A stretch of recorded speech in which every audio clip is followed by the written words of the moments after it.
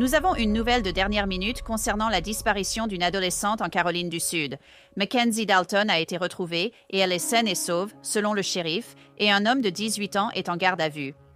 Je suis Angelette Lévy, voici Crime Fixe.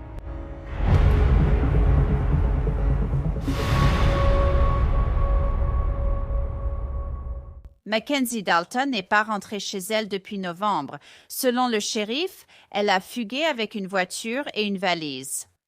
Mackenzie n'a que 16 ans et le bureau du shérif a déclaré qu'il travaillait à la retrouver depuis ce moment-là, mais quelque chose a changé ces derniers jours. Le 2 janvier, le shérif a publié sur Facebook une demande d'aide pour retrouver Mackenzie, diffusant sa photo et la qualifiant de fugueuse en danger.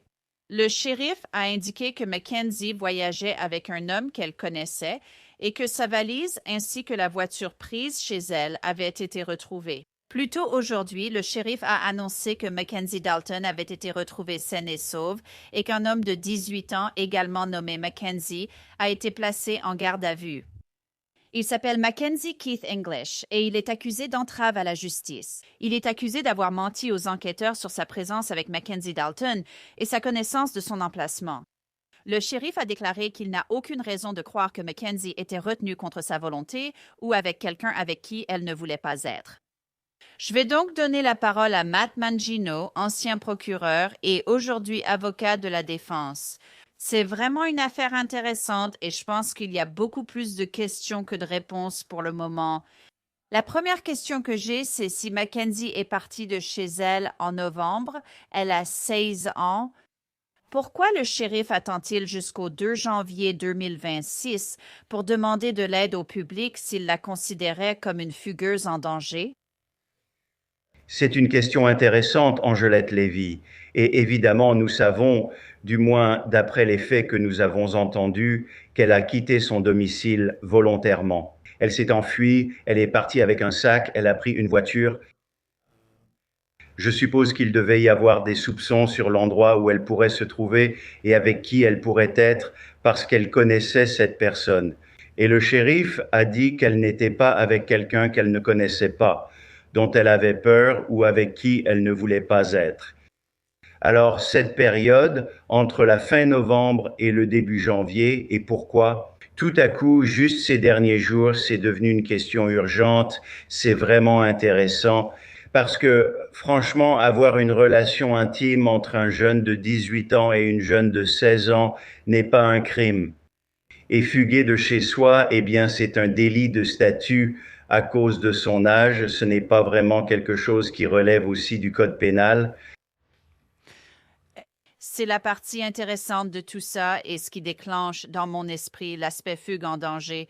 Potentiellement, c'est là où mon esprit va. Est-ce que le fait qu'ils trouvent peut-être la voiture dans la valise, est-ce que c'est une possibilité? Et ils se disent, oh mon Dieu, on ne sait pas où est cette fille, mais la voiture et la valise, on sait où elles sont. C'est tout à fait possible et c'est une excellente remarque parce que ça change les circonstances. Car au départ, nous savons, elle est partie en voiture, elle a fait ses valises et maintenant, tout à coup, cette dynamique a changé parce qu'ils ont trouvé la voiture et ils ont trouvé la valise. Donc, tout à coup, les autorités ne sont plus si sûres qu'elle soit à un endroit où elle veut être ou avec quelqu'un avec qui elle veut être. Et cela a peut-être accru, vous savez, leur inquiétude ainsi que celle de la famille à cause de ce changement de circonstances. C'est quand même très curieux d'attendre autant, d'attendre aussi longtemps avant de demander de l'aide au public. Si vous pensez qu'il s'agit d'une fugueuse en danger. C'est toujours une adolescente, une jeune fille de 16 ans, et il n'arrive pas à la retrouver. Donc, trouvez-vous cela inhabituel, à moins qu'elle n'ait déjà eu peut-être des antécédents de fugue? Eh bien, il y a beaucoup de facteurs que nous ne connaissons pas à ce stade, auxquels les forces de l'ordre pourraient avoir accès. Mais vous savez, l'autre aspect ici, c'est que, vous savez, ce sont deux jeunes personnes. La loi en Caroline du Sud est claire, il l'appelle d'ailleurs la loi Roméo et Juliette. Selon cette loi, un jeune de 16 ans et un de 18 ans peuvent avoir des relations sexuelles consenties. Ils peuvent avoir une relation, et cela peut être, vous savez, une relation très proche entre les deux Mackenzie. dans cette situation, vous savez, mais il y a d'autres facteurs ici, et j'ai autant de compassion pour la famille que n'importe qui. Je veux dire, c'est une famille avec une fille de 16 ans qui, en gros, ne sait pas où elle est. Depuis 6 semaines? Je ne pouvais pas imaginer l'impact sur cette famille d'une fille de 16 ans qui fugue et la famille n'a aucun contact pendant 6 semaines. Oui, si tu es parent, savoir que tes enfants sont hors de ta vue, même pour une courte période, ça peut être terrifiant. 6 semaines sans pouvoir joindre ton enfant.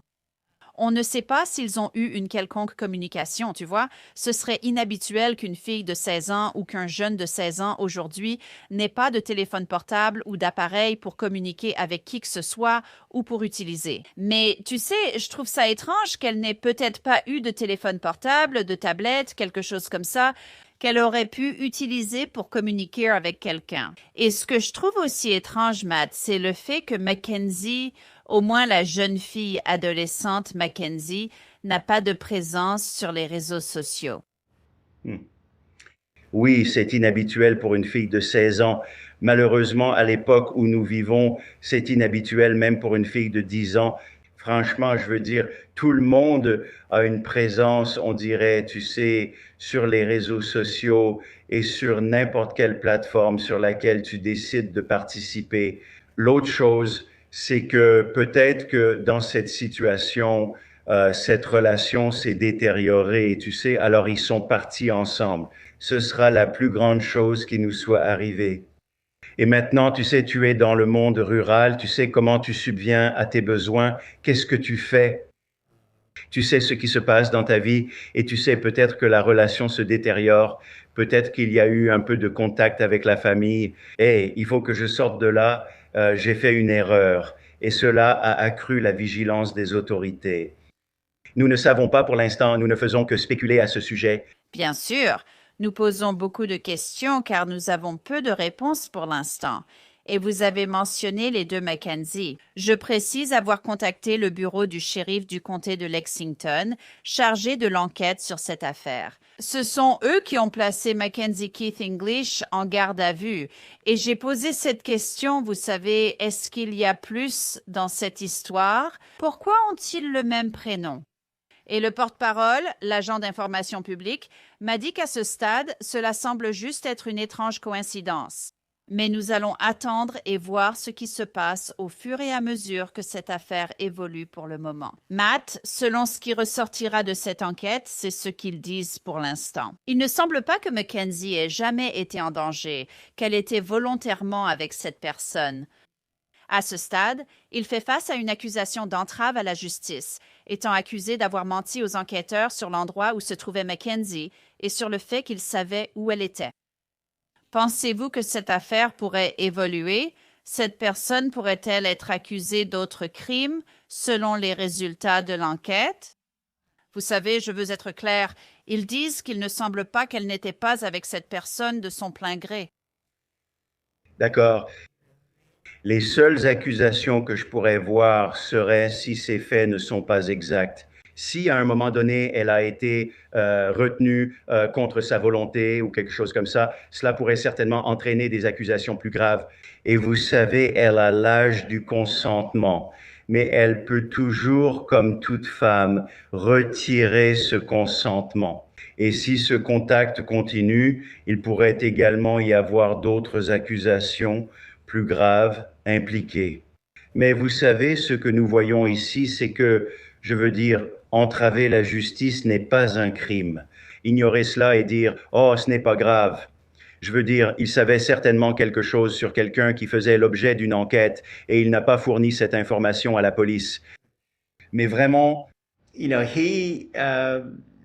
le simple fait qu'il n'ait pas parlé de la femme avec qui il était, de la fille avec qui il était, de qui, d'après tout ce que nous savons, elle voulait être avec lui, et ce n'était pas un crime pour elle d'être avec lui ou d'avoir une quelconque relation avec lui. Vous savez, même ça semble un peu tiré par les cheveux. On cherche une raison d'inculper quelqu'un d'un crime. Eh bien, Matt, je sais que nous avons déjà couvert de nombreuses affaires qui n'ont pas fini ainsi. Nous pouvons toutes les deux être soulagées, et la famille de Mackenzie Dalton, ainsi que les forces de l'ordre, doivent l'être aussi qu'elle soit saine et sauve, et qu'elle rentre chez elle. Merci de m'avoir rejointe. Merci, Angelette Lévy. C'est tout pour cet épisode de Crime Fixe. Je suis Angelette Lévy. Merci de votre écoute. À la prochaine ici.